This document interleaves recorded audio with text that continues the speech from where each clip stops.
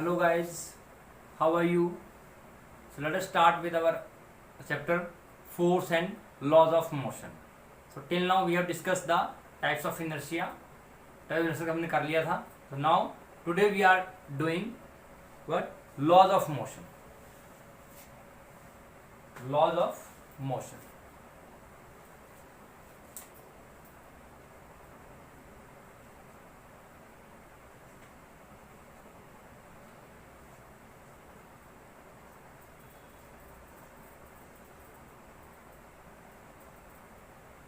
तो आज हम करेंगे लॉज ऑफ मोशन. तो लॉज ऑफ मोशन में हम करेंगे आज कि लॉज ऑफ मोशन किसने दिया. तो एक साइंटिस्ट थे सर आइजैक न्यूटन. सो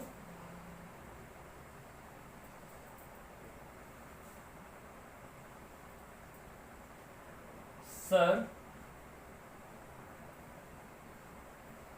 आइजैक न्यूटन. ओके. तो न्यूटन नाम के साइंटिस्ट ने सर आइजैक न्यूटन ने लॉज ऑफ मोशन को बताया था.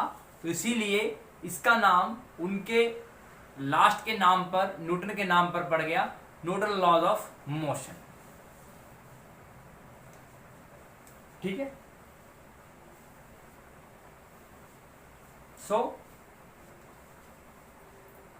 न्यूटन ने 3 लॉ दिए मोशन के. First law of motion, Newton's first law of motion. Newton's first law of motion में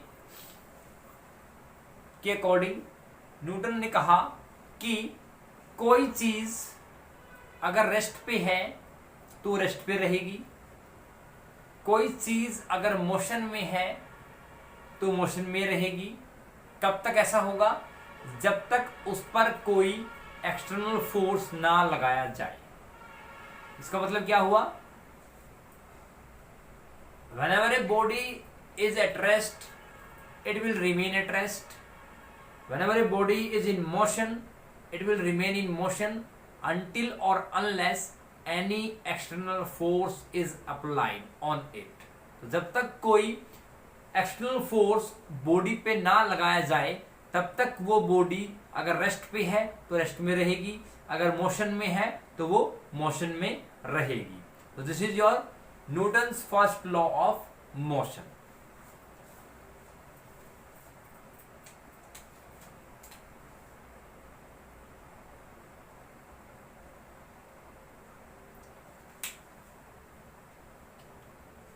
क्या लिखेंगे यहां पर?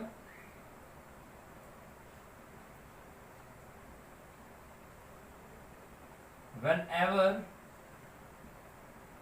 a body is at rest, a body is at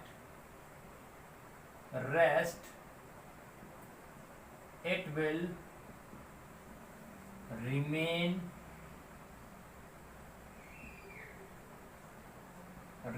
at rest,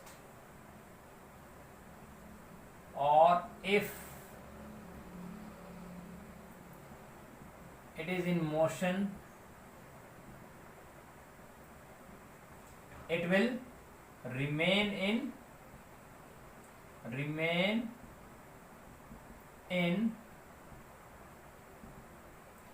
motion until or unless any external force is applied on it. तो कोई body जब तक rest पे है वो रेस्ट पे रहेगी, कोई बॉडी अगर मोशन में है तो वो मोशन में रहेगी. ऐसा कब तक होगा? जब तक उस पर कोई एक्सटर्नल फोर्स ना लगाया जाए. So whenever a body is at rest, it will remain at rest, or if it is in motion it will be in motion until or unless any external force is applied on it. तो अगर आप गौर से ध्यान दोगे तो generally अगर इसमें देखेंगे हम तो इनमें क्या आता है,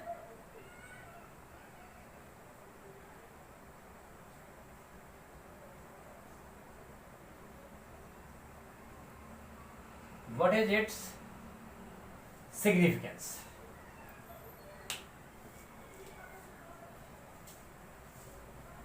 तो फर्स्ट लॉ ऑफ मोशन से हमने क्या सिग्निफिकेंस निकाला या क्या इंपॉर्टेंस है फर्स्ट लॉ ऑफ मोशन की, ठीक है।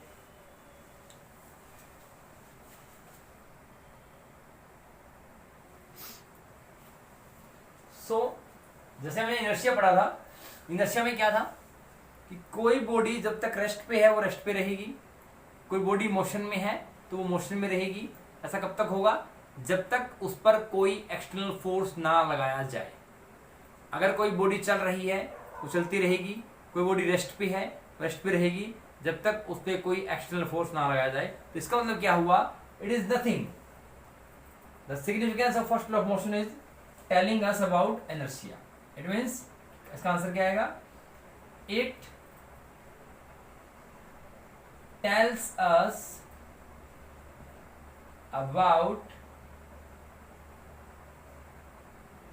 about inertia of the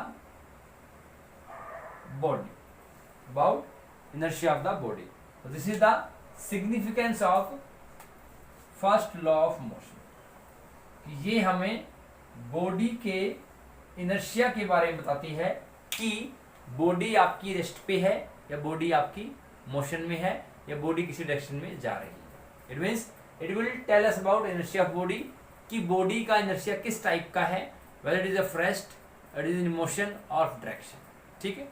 this is the significance of first law of motion. Now come on to second law of motion.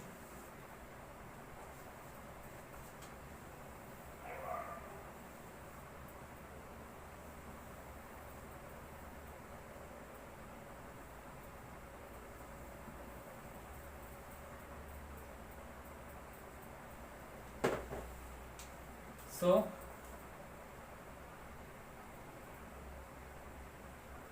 second law of motion. Second law of motion, according to second law of motion,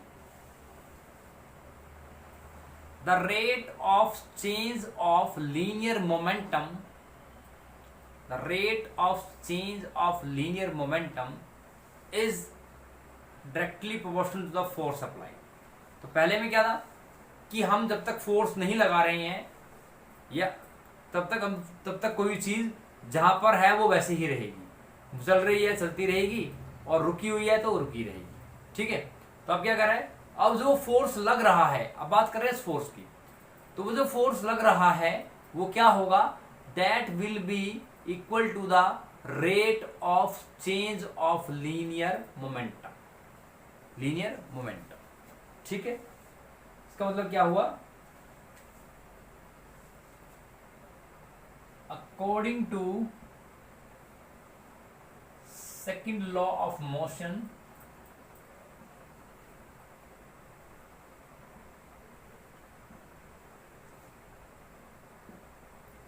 the force applied is equal to the force applied is equal to the is directly proportional to the is directly proportional to the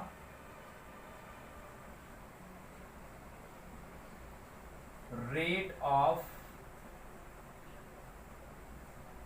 change of linear momentum. So second law के according जो force applied हुआ, जो हमने force की बात की थी कि फर्स्ट में कि जब तक कोई फोर्स नहीं लगेगा तब तक कोई चीज रेस्ट पे रहेगी, मोशन में है तो मोशन में रहेगी, ठीक है। तो उस फोर्स की बात कर रहे हैं It means according to second law of motion, the force applied is directly proportional to the rate of change of linear momentum. It means किस रेट से, कि टाइम के हिसाब से बॉडी के लीनियर मोमेंटम में क्या चेंज आ रहा है, वो हमें किसके बारे में बताएगा, फोर्स के बारे में बताएगा. It means we can write force is directly proportional to the rate of change of, means dp by dt. so dp by dt मतलब क्या है, अगर जब हमने मोशन क्वेश्चन किए थे क्वेश्चन वाले, वहां हमने आपको बताया था कि अगर हमें वेलोसिटी निकालना है, वेलोसिटी क्या होता है, it is displacement upon time. क्या होता है, displacement upon time. So this is rate of change of displacement respect to time. क्या है, rate of change of displacement respect to time will be your velocity. Similarly here we can write rate of change of linear momentum respect to time. ठीक है, तो यही लिखा था हमने. So F proportional to D M B M. So m is the mass because p will be written as mv.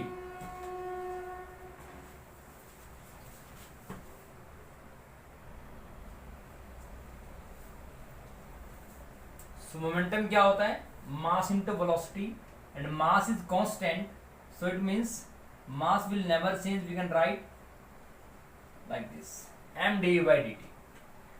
And dv by dt, dv by dt, it is called rate of change of velocity. It means it is your acceleration. So f proportional to m into a, and f is equal to km into a. So generally it is written as f is equal to m into a. So force will be equal to mass into acceleration.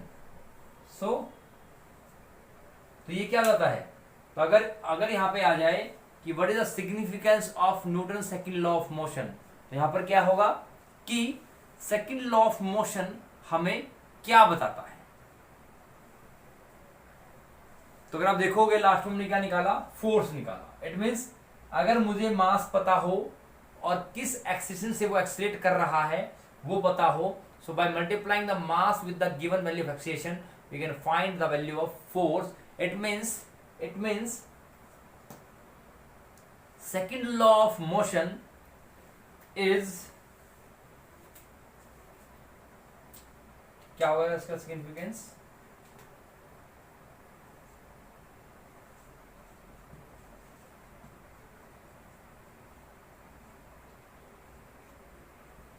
तो या force निकाल सकते हैं हम. It means यहां पर हम मास की वैल्यू को रख करके और एक्सेशन की वैल्यू जो उससे एक्सीड कर रहा है उनको मल्टीप्लाई करके हम क्या निकाल सकते हैं, फोर्स निकाल सकते हैं. It means this law of motion will tell us that force is quantitative, because force is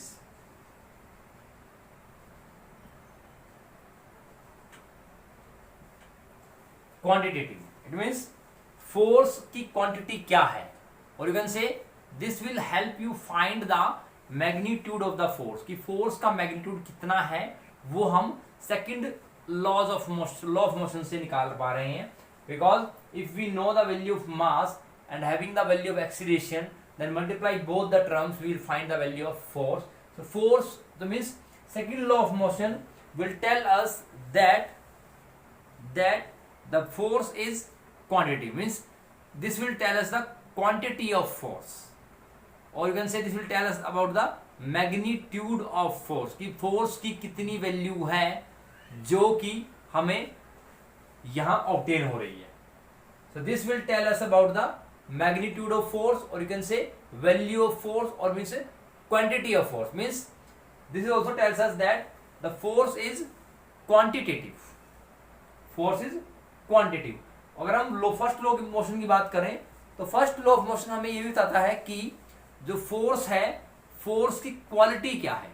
अब क्वालिटी से मतलब क्या हुआ, क्योंकि उसमें क्या बताते हैं हम कि जब तक बॉडी रेस्ट पे है तब तक रेस्ट पे रहेगी, जब तक बॉडी मोशन में है तब तक मोशन में रहेगी, जब तक कोई फोर्स एक्सटर्नल ना लगे।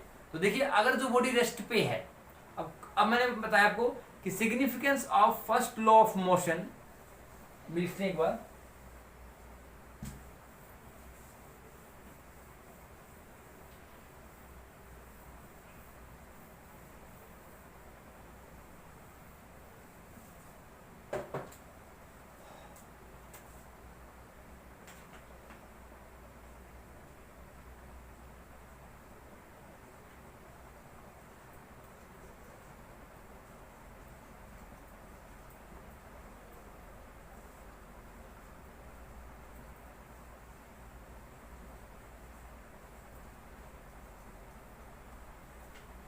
First law of motion and second law of motion.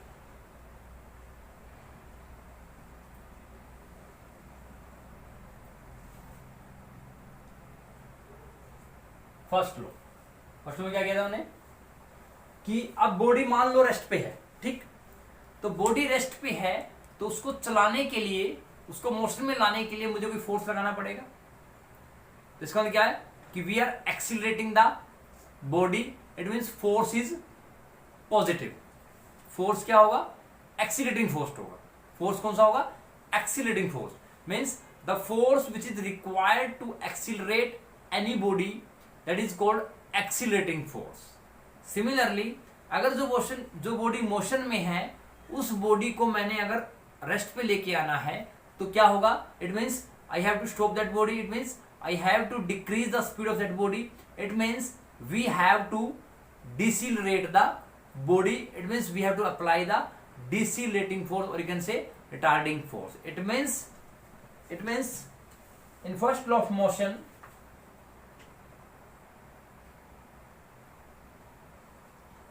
force is applied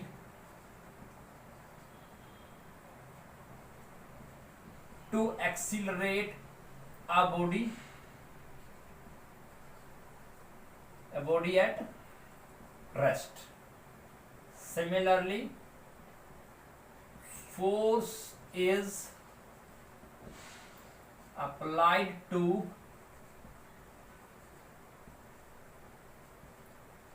decelerate a body in motion. So it means when the force is applied to accelerate a body at rest and force is applied to a body to decelerate the body in motion,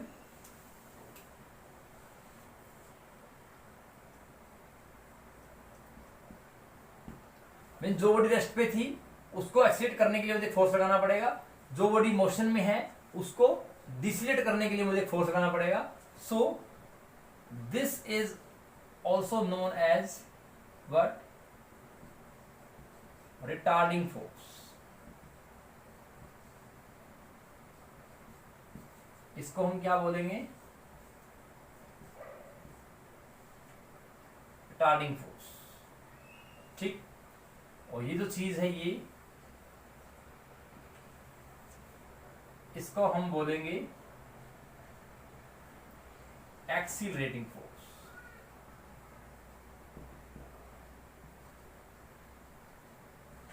क्या बोलेंगे, accelerating force.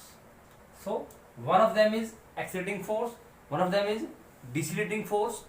So it means the first law of motion is telling us about the quality of force. What? Quality of force. कि पहला law of motion क्या बता रहा है हमें, क्या बता रहा है, तो सिग्निफिकेंस क्या हुआ इसका,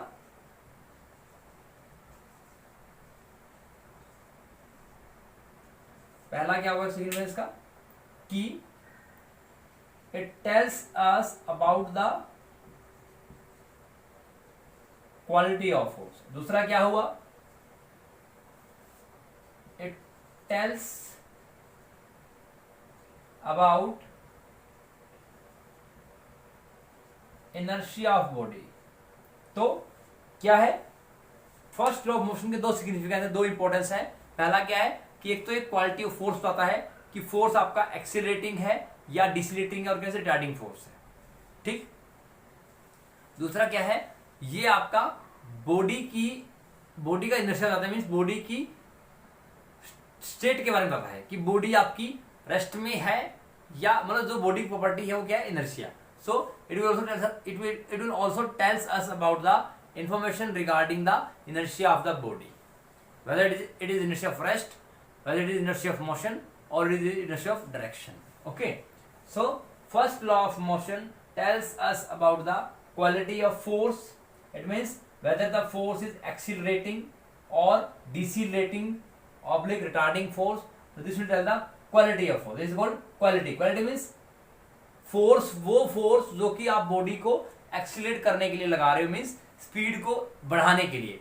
अर्लियर वो रेस्ट पे था, उसकी स्पीड को बढ़ाने के लिए हम क्या करेंगे, एक एक्सीलरेटिंग फोर्स लगाएंगे जो कि हमारा पॉजिटिव फोर्स होता है, आप कह सकते हो.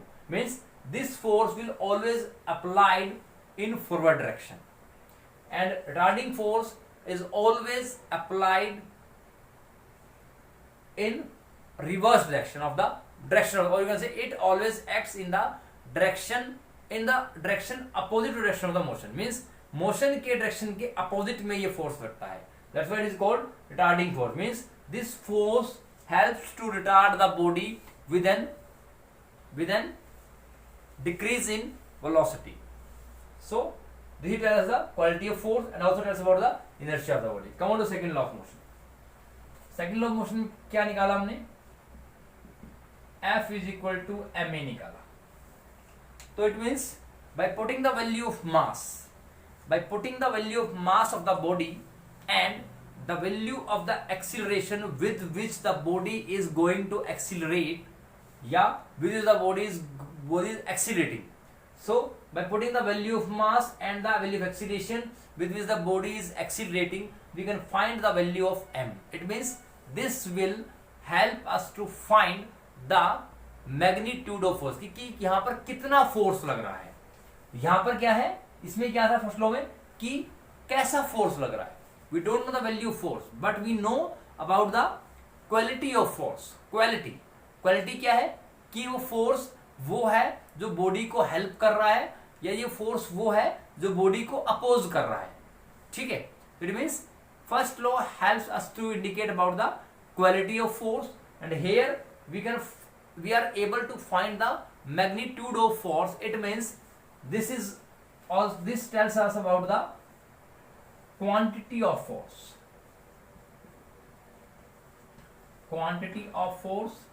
As this is telling us the quality of force, it means force is qualitative. तो ये क्या बताता है डायरेक्टली कि फोर्स हमारा क्या है, फोर्स हमारा क्वालिटेटिव है.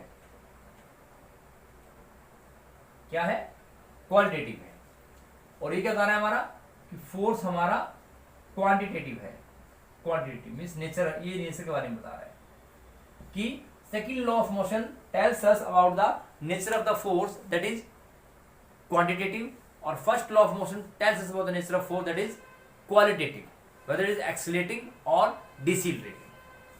ठीक है. So these are the significances of first law of motion and second law of motion. ठीक है. और सेकंड लॉ ऑफ मोशन हमने क्या देखा कि it also tells about the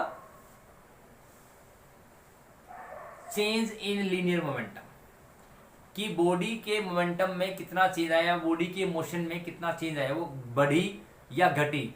body का मोमेंटम मतलब क्या है कि मास फिक्स रहेगा, कि बॉडी की स्पीड या वेलोसिटी कम हुई या ज्यादा हुई, उसके बारे में भी क्या बता रहा है, सेकंड लॉ बता रहा है. ठीक. It means first law tales us about the quality of force and also about the inertia of body. Second law tells us about the quantity of force and also tells about the change in rate of change of linear momentum. ठीक है. Now come on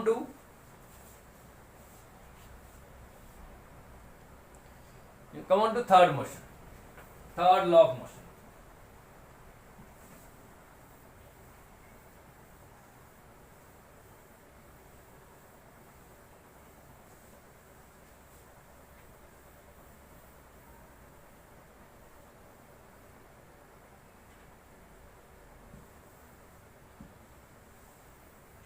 third law,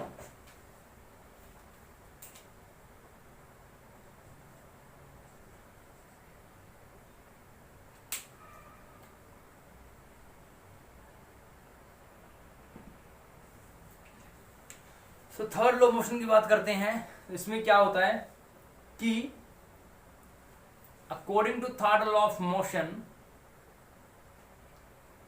to each and every action there is equal and opposite reaction. तो क्या बताता है third law?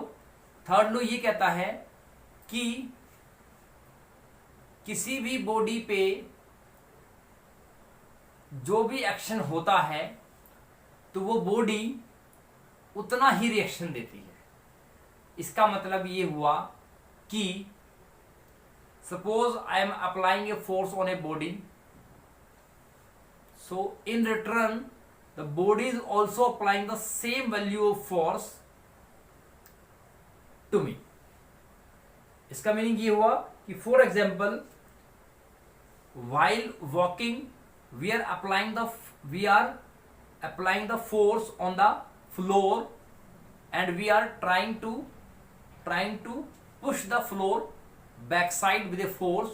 So in return the floor is also trying to push we people forward with the same force. It means क्या हुआ कि third law motion को बताने के लिए हमारे पास दो बॉडी हैं और दो ही फोर्स हैं। ठीक है, for example we are having a body A and body B. So अगर मैं बात करूं, एक मेरे पास बॉडी ए है, एक मेरे पास बॉडी बी है। ठीक, तो अगर ए ने बी पे कोई फोर्स लगाया तो उसको मैं रिप्रेजेंट किया किससे? एफ ए बी से। It means force on B due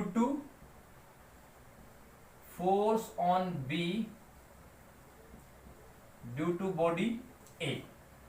ठीक, and F B A will be written as force on body A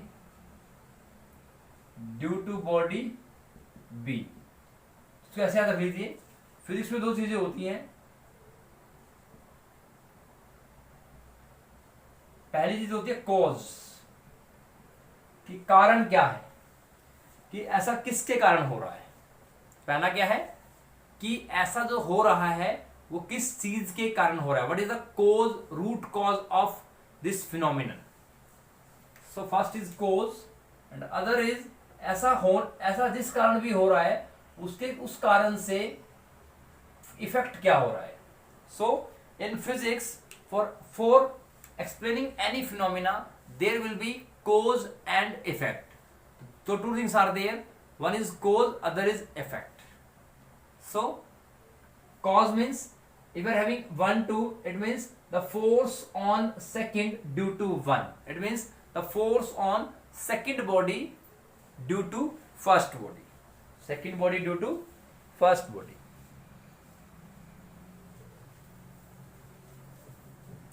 So according to third law of motion, we can write FAB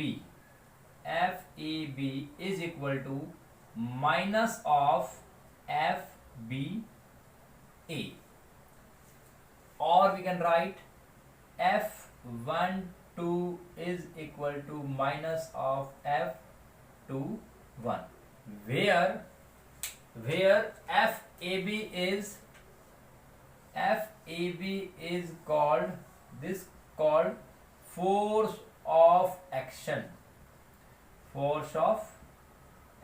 and this is called force of reaction.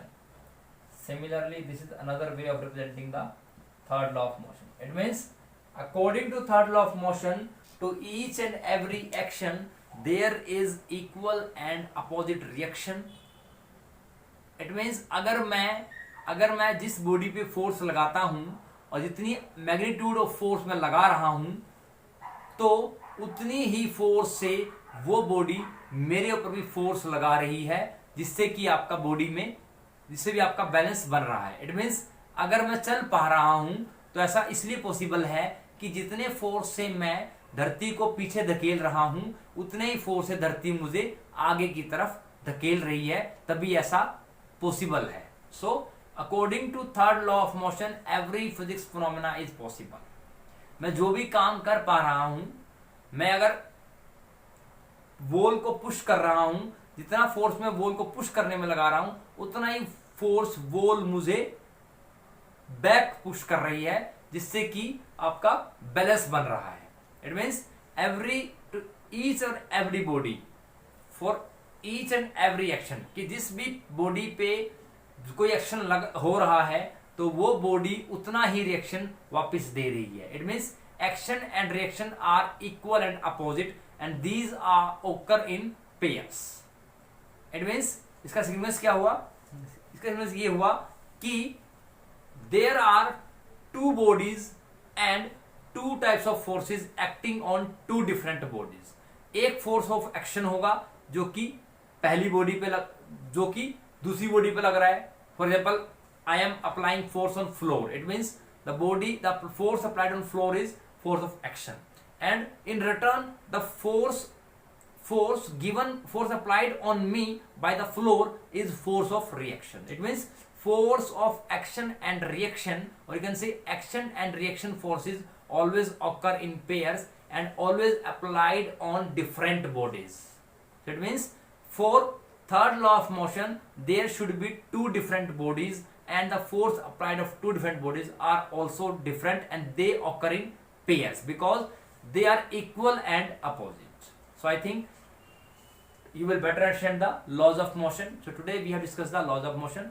So I think you will better understand when you go through the lecture. So go through the lecture. Till then, take care, be safe, stay at home. Thank you so much.